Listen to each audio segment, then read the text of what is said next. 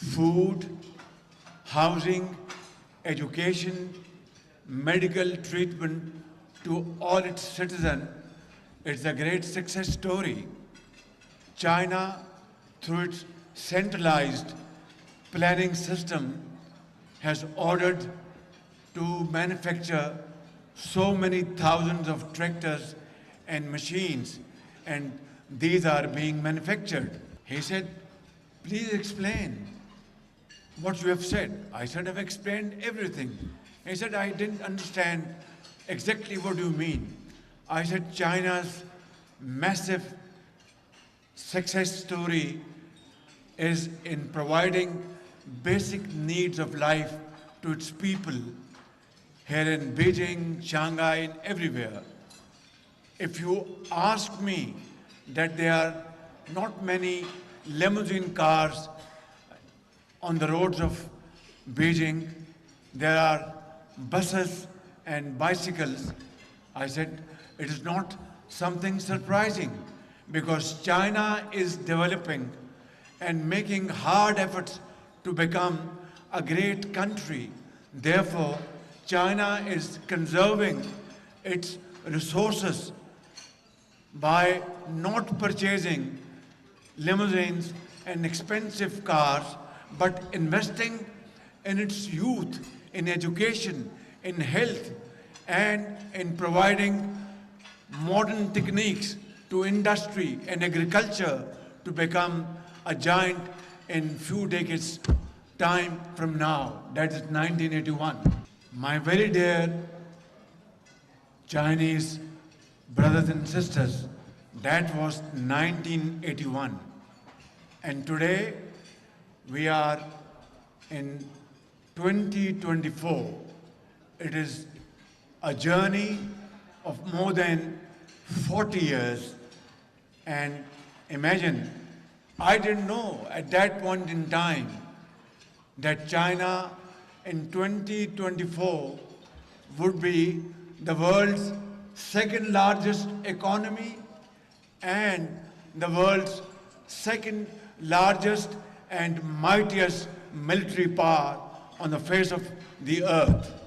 Ladies and gentlemen, many 100 years ago, in a small Chinese village, a young boy was trying to clear a path to reach his village to close the distance and reduce the distance, and he was using a shovel. An elderly Chinese person was passing by and asked this young boy, what are you doing? He said, my village is there and we have to go through a long way to reach our village. I am removing this small mountain through shovel so that our distance is reduced and I can reach my village in half the time. The elderly person said to that young boy, do you know that this is an uphill task, very difficult task, and you will not be able to complete this in the coming many years? He said, yes, I know this. It is a very difficult task, but I will keep on doing it. And if I die, my son will do it. And if my son dies, my grandson will do it. And one day, we will halve the distance to reach our village. Ladies and gentlemen, this is the greatest of stories of struggle, hard work, untiring efforts, blood and sweat, which has made China today a great country on the planet. And without China, the world can't move. And without China, the world can't proceed. This is one of the finest hours for a person like me and my fellow Pakistanis sitting here who believe in this friendship through this journey of struggle, hard efforts and untiring efforts. But we all know that China was born 2 years after Pakistan was born. But today, China's trade runs into trillions of dollars, and Pakistan's trade is still hovering around 30, 40 billion dollars in terms of exports. China today excels in information technology, in artificial technology. We have just had this wonderful cooperation of space program between China and Pakistan. But in terms of Pakistan's progress and Pakistan's prosperity, I think it will be unfair to myself and to my fellow Pakistanis sitting here along with my Chinese brothers and sisters. It's not an event, it's a family union. It's a family gathering. Here I must acknowledge and confess, because of our weaknesses and faults, we have not been able to achieve the level we should have achieved in the last 76 years. But ladies and gentlemen, here is the question, and a $6 million question, that should we get dejected and sit down and lose hope? The answer is big no. We must get up, accept the challenge, learn from our Chinese brothers and sisters, follow their model, follow their circle of journey, and we will be there in a few years or a decade if we follow how the Chinese earned this status today through hard work and untiring efforts.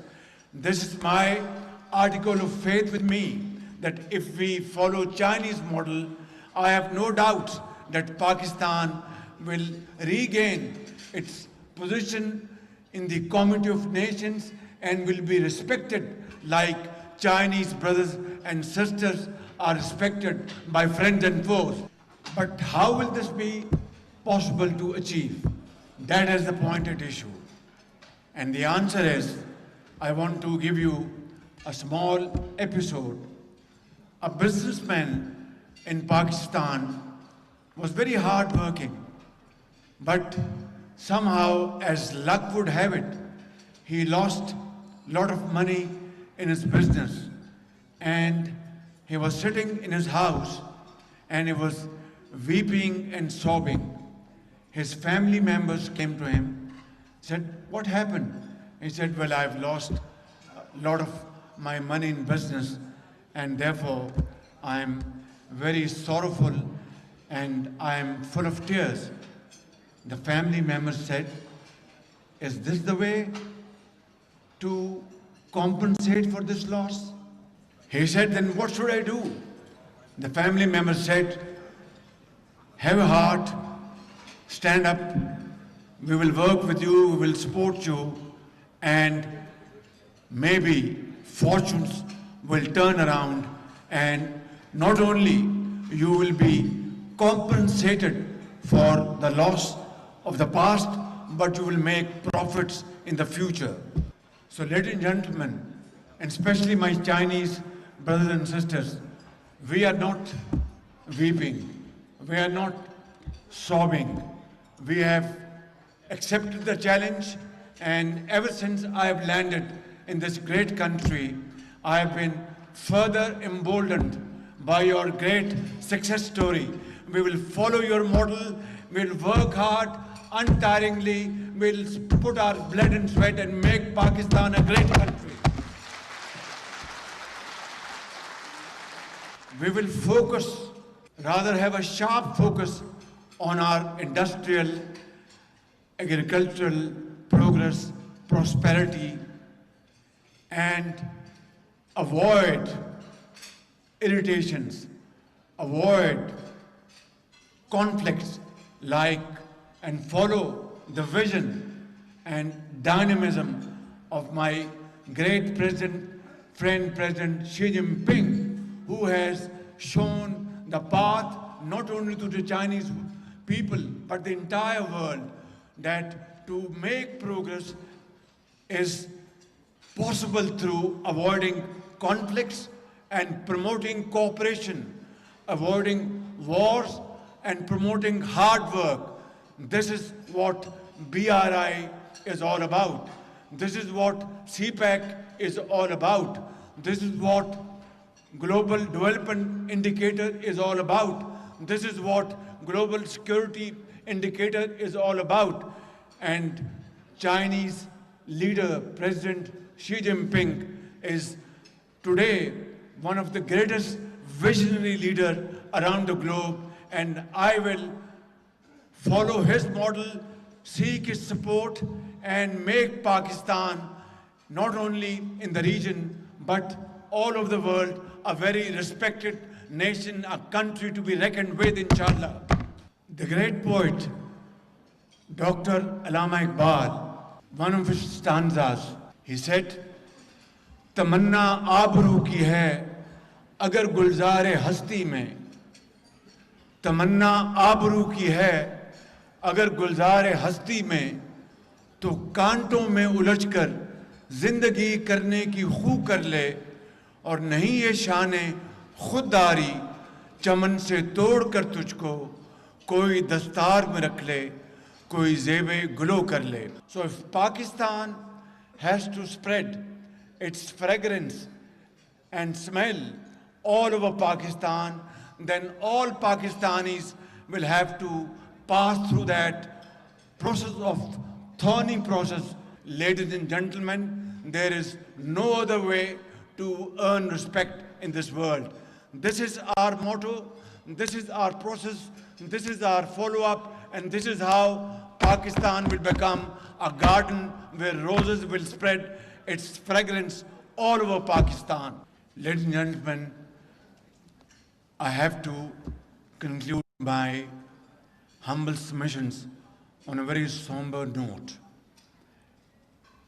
As all of you know, that in April this year, there was a very sad incident in Bisham, north of Pakistan, where 5 brethren Chinese were killed by terrorists of TTP, and that was a gruesome incident which shocked and sent shock waves across Pakistan.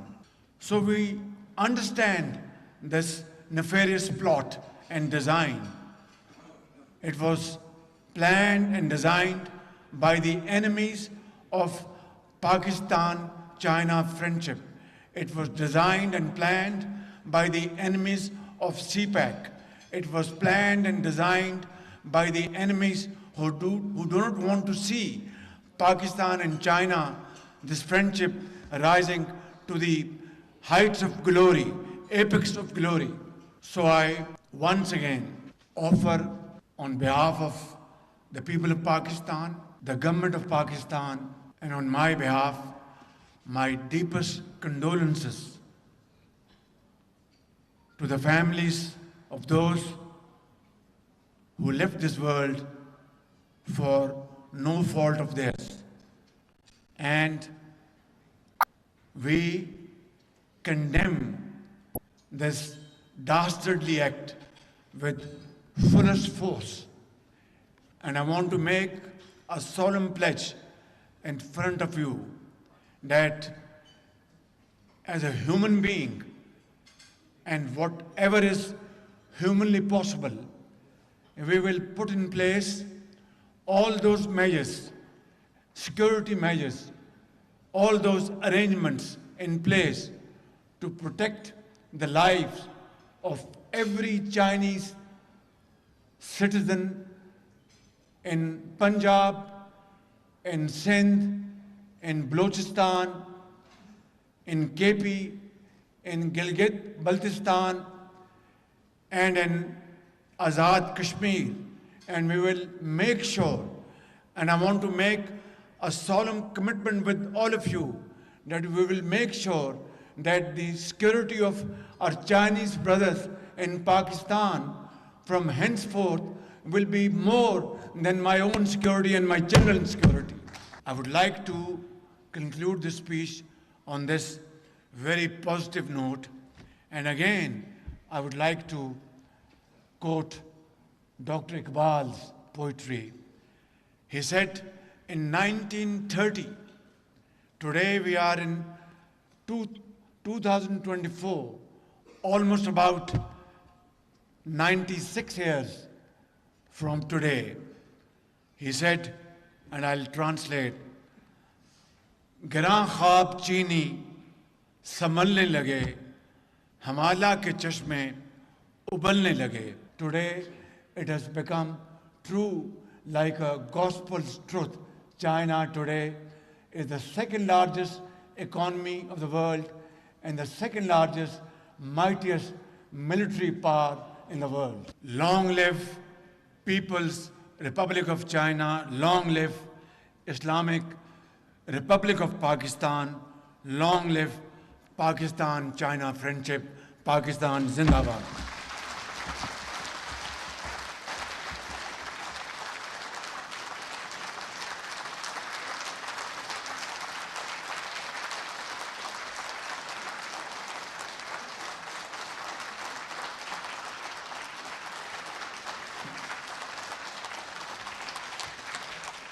वज़ीर आज़म मोहम्मद शहबाज शरीफ का पाक China friendship and